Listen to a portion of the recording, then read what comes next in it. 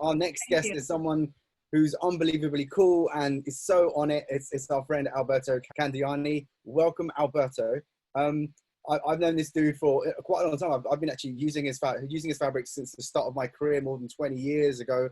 I'm very, very lucky and honored to have him for the third time on Transformers Ed. Welcome, Alberto. I'll leave it to you.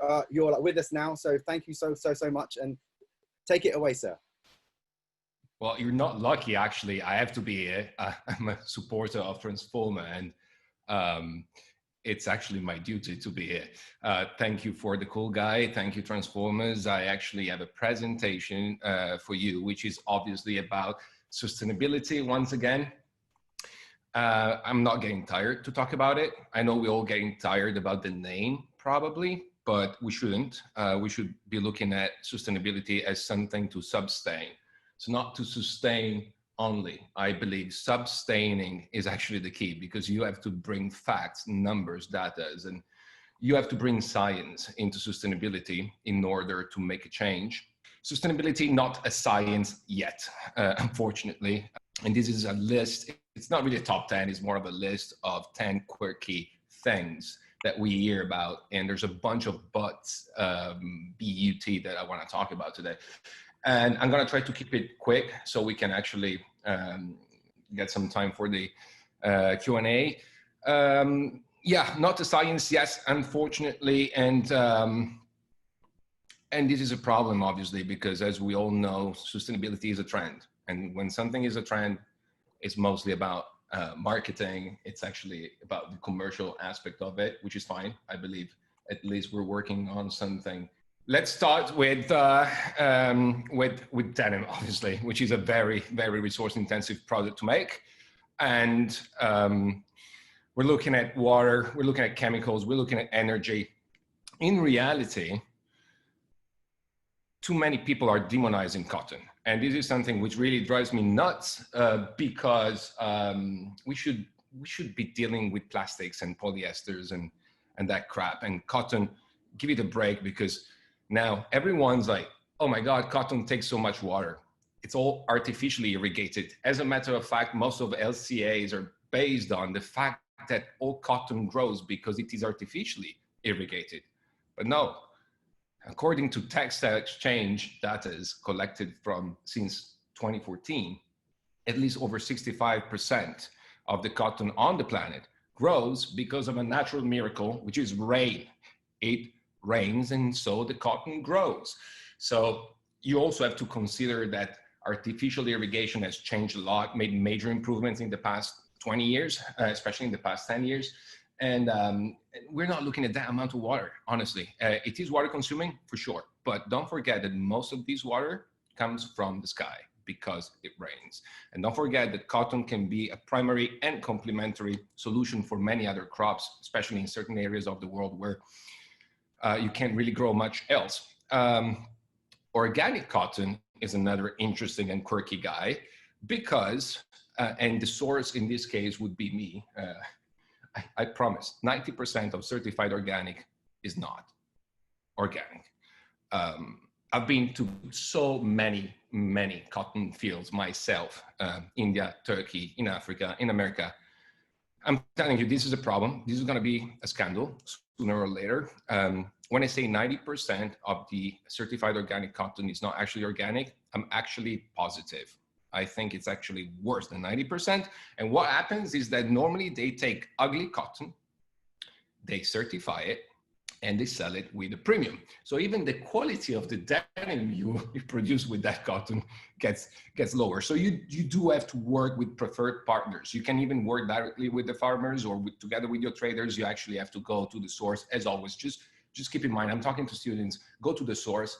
Transparency starts with a very simple principle, which is honesty, and make sure that your supplier or your partner is an honest guy, open to transparency, and eventually you can get something real out of it. And right now, organic cotton is not one of those real things.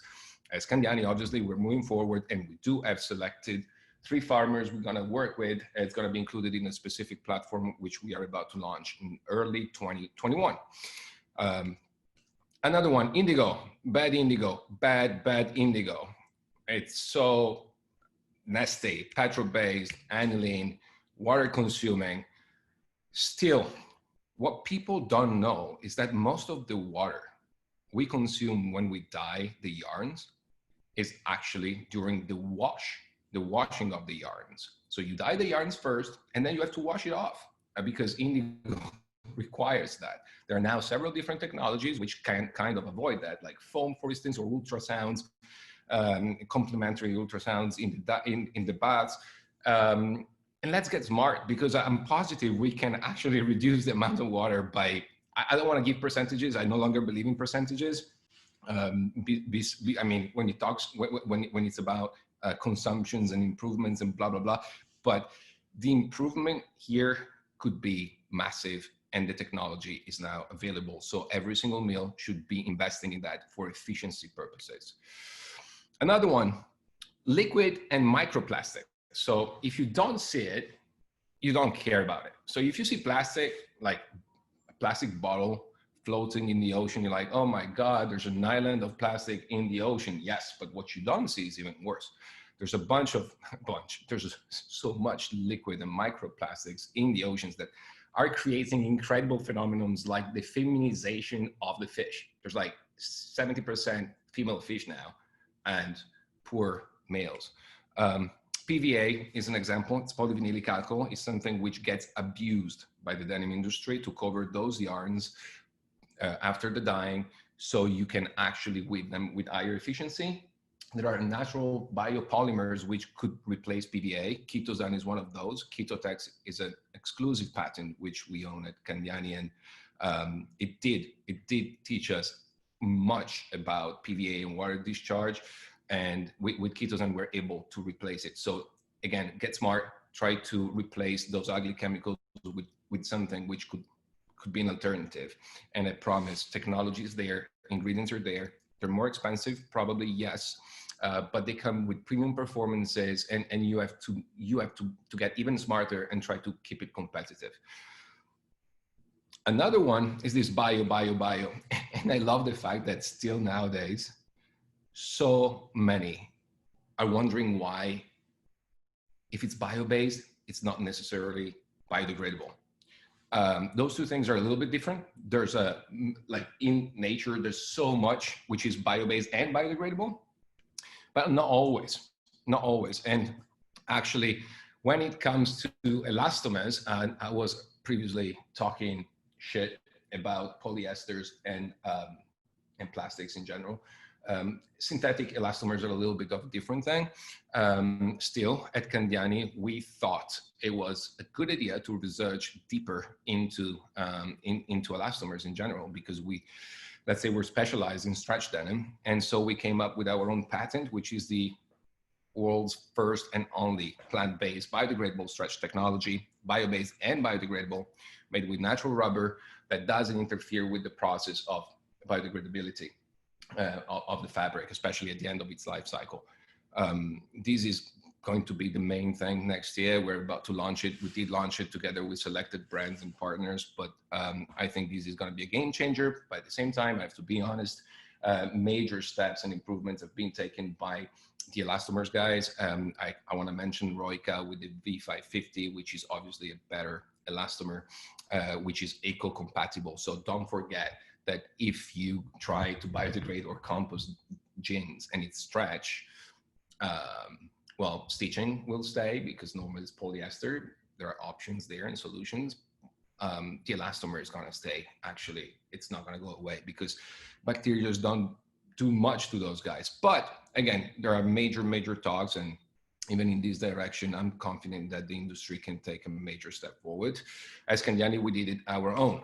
So again, bio-based doesn't necessarily mean biodegradable. Like there's bio-based polyester everywhere that comes from plants, but it's not biodegradable. So what's the point? But what's interesting, there's synthetic kind of materials like PLA, which is biodegradable. So if we do integrate the smart synthetics, the smart ingredients together with the right bio-based elements, then we can actually create a denim 2.0, which is a little holistic maybe, but it's possible to make it fully bio-based and fully biodegradable. And if designers get smart, and you guys are probably those guys. Just try to complement that pair of jeans with biodegradable buttons and stitchings and threads and labels. There's a long way to go. Research is the most fun part of our work, I believe. So we have to come up with solutions. It will be a little pricey for sure, but it's going to be easy to explain why they're better.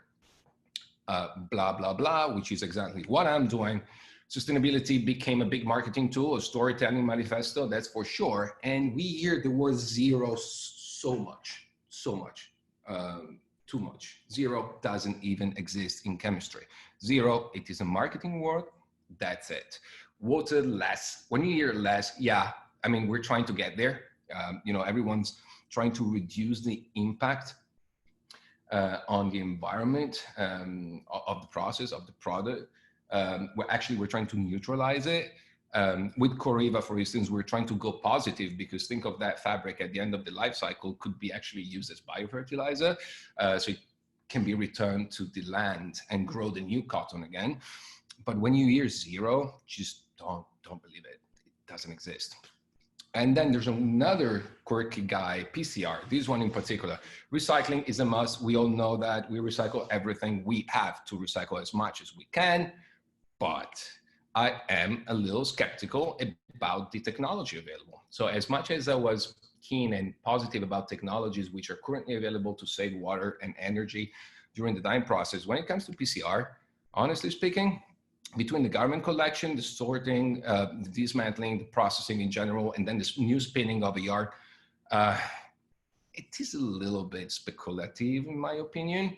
I think if you burning to produce energy, burning those garments in order to generate energy is likely to be more convenient and with a much lower impact than trying to process everything with PCR. And then what about the quality? Because most of these fibers are not great. I mean, obviously, as you know, there's two ways of going PCR. You can go mechanical by shredding and blah, blah, blah. And then you can go chemical. And obviously those chemical processed fibers, artificial fibers, cellulosics are better, but still, I'm a little concerned about all the extra steps that require to go in that direction. Scalability seems to be a problem because most of these fibers I've been talking about are startups. And I'm still waiting for samples, like it's been a year, 2 years maybe.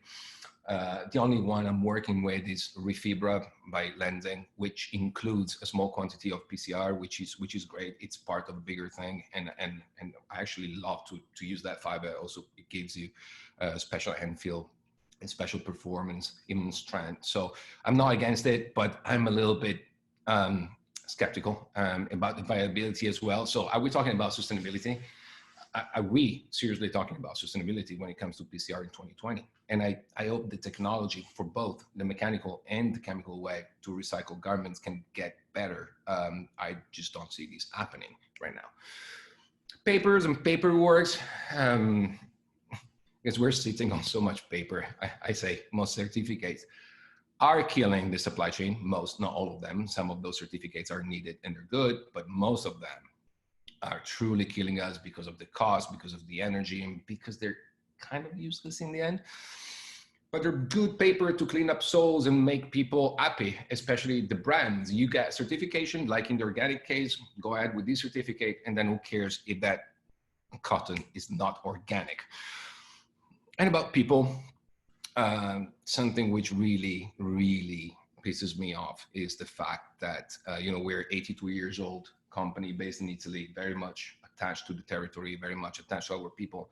And when I see people delocalizing, honestly, I get nausea, because we still believe that textile production creates prosperity and upward mobility for workers in many underdeveloped countries or developing countries.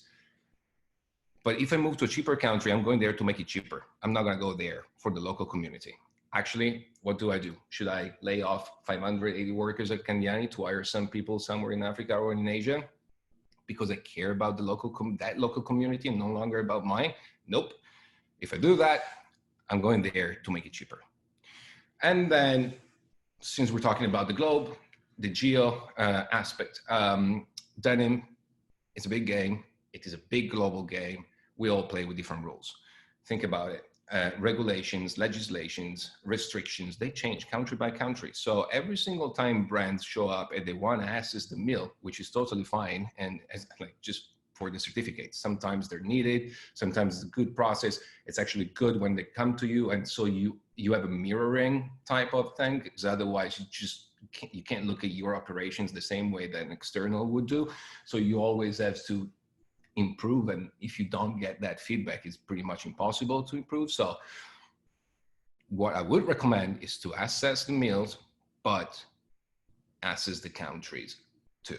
There are really, really interesting nations where certain things are still allowed and legal, and if you do not assess the country together with the mill, I honestly believe it's a no sense assessment.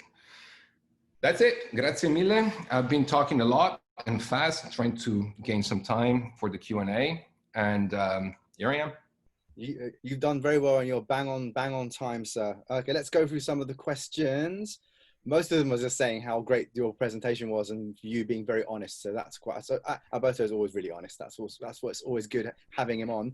Ravensbourne students asking, I've heard that organic cotton is lower quality than GMO, other varieties of cotton. Is it true, or is it due to greenwashing of organic cotton?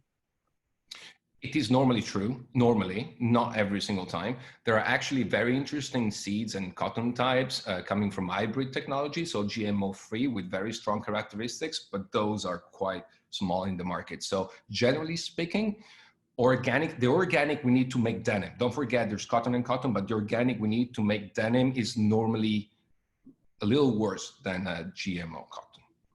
Fair enough. Again, more comments about how good it is, and someone saying they like the fact that you're calling BS on everything, so that's good. I'm not a hater. I'm just I'm trying to be an honest guy. Honesty is the best way. Or what's your mill's process? Or some questions are asking about how you do your process. I think there are lots of videos about your process. It's like sort of like Candiani is one of the most transparent mills I know. If you just Google them, they've got a great YouTube account as well. Loads of great stuff that they share. So do that. Do you mean Organic Soil Association or not organic? That's a question from Roya. I don't know what's that regarding. No, organic soil. I mean, again, okay, if you look at the I believe the future, the next decade for us is about the integration of the agricultural model into the industrial model. So both apparatus should be able to communicate.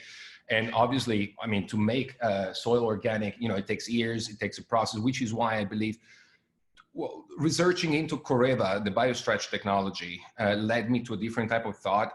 I just want to contribute to regenerative farming. And when it comes to cotton, I want to include the organic part, obviously, but I didn't start with the idea, let's try to, at the end of the life cycle of those fabrics, let's try to get biofertilizer out of those to go organic. The idea was to go regenerative, and regenerative doesn't necessarily mean organic. I do believe regenerative is a little wider field, and organic is great.